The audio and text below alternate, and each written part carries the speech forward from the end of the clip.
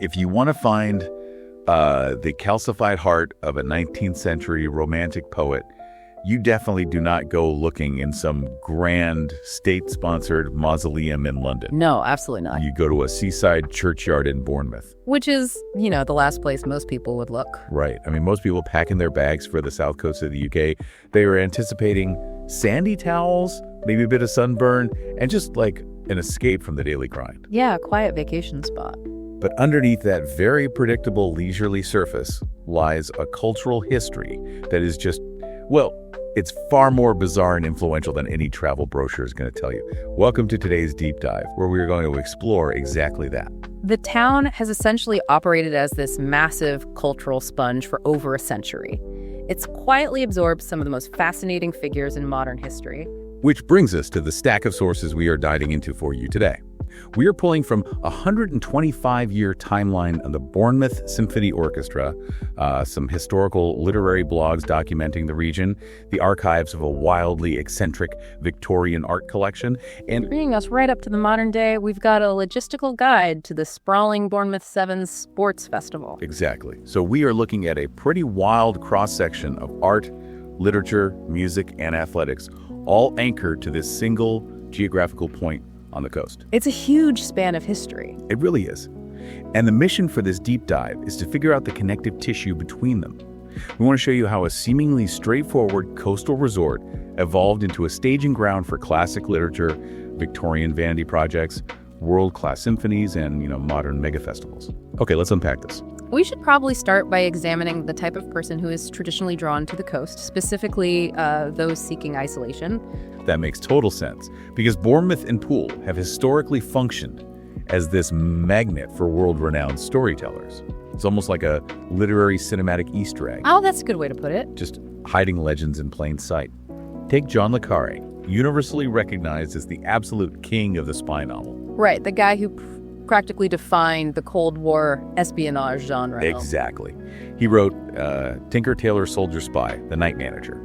But he was actually born David Cornwell in Poole. And if you look at the mechanics of his early life there, you really start to understand where his obsession with duality came from. Because his family dynamic was just a complete study in profound contradictions. To put it mildly, I mean, his grandfather was the highly respectable mayor of Poole back in 1929. Wow. Right? But meanwhile, his father, Ronnie Cornwell, was a notorious con man and a known associate of the Cray twins. That is a massive gap in respectability. Huge. So le Carre grew up constantly oscillating between upper crust coastal respectability and this literal criminal underworld. If we connect this to the bigger picture, that kind of localized duality, maintaining a really polished bourgeois exterior while managing chaotic, hidden secrets, that is essentially the blueprint for every intelligence officer he ever wrote. Yeah, that's so true. And he is far from the only solitary genius who utilized the town. You've got the Durrell family. Ah, right, Gerald and Lawrence. Yeah, the ones who are so famously associated with their time in Corfu. They actually lived in Bournemouth both before and after that Greek adventure. I didn't realize they came back. They did. During the 1940s, Margot Durrell even ran a local boarding house there, basically turning it into this bizarre transitional hub for eccentrics. And she wasn't the only one finding a hub there.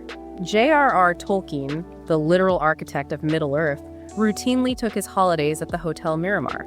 Wait, really? Yeah, he eventually spent his final days there, passing away in Bournemouth in 1973. That's incredible. There is just this recurring theme of prominent figures using the town as a refuge, a place to step outside the heavy demands of London or Oxford and just exist in a state of suspension. But see, here's where the narrative really trips me up.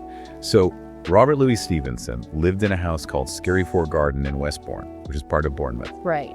And it was inside that house that he wrote his darkest, most enduring masterpiece, The Strange Case of Dr. Jekyll and Mr. Hyde. He did. I have to challenge this premise.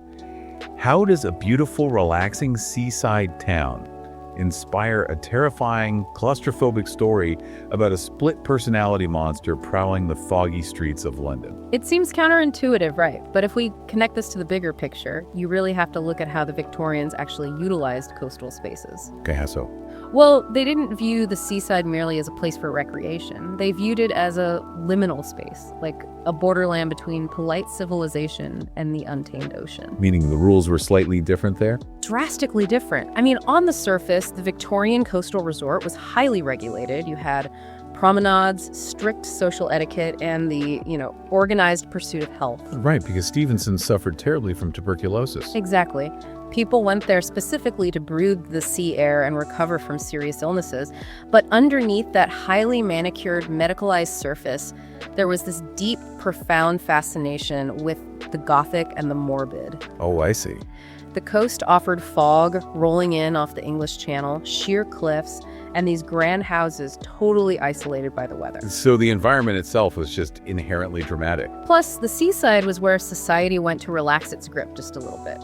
So when you combine physical isolation, the constant specter of illness and recovery, and the loosening of strict London social codes, you basically create the perfect atmospheric incubator for exploring the darker, repressed sides of human nature. Wow. The pristine surface hiding a Gothic underbelly is literally the exact definition of Jekyll and Hyde. That is fascinating. And that idea of the seaside acting as a liminal space where the polished exterior hides a much darker reality, well, it perfectly explains the most famously Gothic monument in the entire area. You are referring to Mary Shelley. Yes, here is where it gets really interesting. Mary Shelley, the author of Frankenstein, is buried right in the town center at St. Peter's Church. Which is wild, considering she never actually lived or died in Bournemouth. Right, so the obvious question is why she's there. And it turns out the consolidation of her legacy was entirely orchestrated by her son. Sir Percy Florence Shelley. Exactly.